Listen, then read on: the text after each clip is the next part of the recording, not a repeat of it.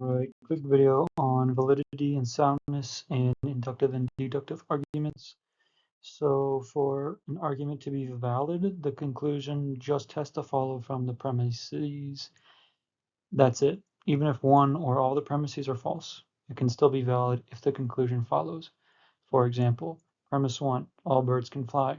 That is false. Premise 2, penguins are birds. That's true. Conclusion, penguins can fly.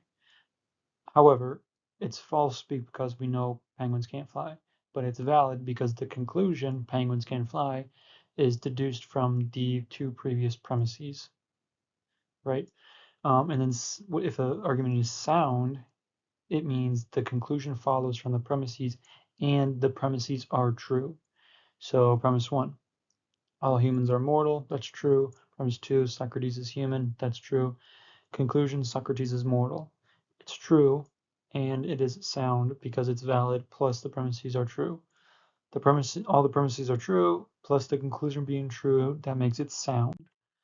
Deductive arguments are the arguments we just did, where it's the conclusion follows from the premises.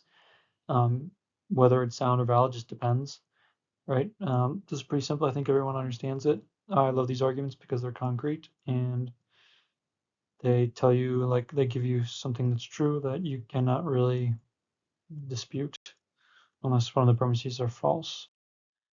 Inductive arguments are the opposite. You're inferring something. You're inferring the conclusion based on the premises. So, for example, premise 1, every swan I've ever seen is white. Premise 2 is I've seen 500 swans. The conclusion is all swans are white. That conclusion follows for an inference, but we know it's not true. So this is why I don't like inductive arguments as much, because it's still like up in the air. You could still be wrong. It's not certain like deductive arguments. All right, that's all.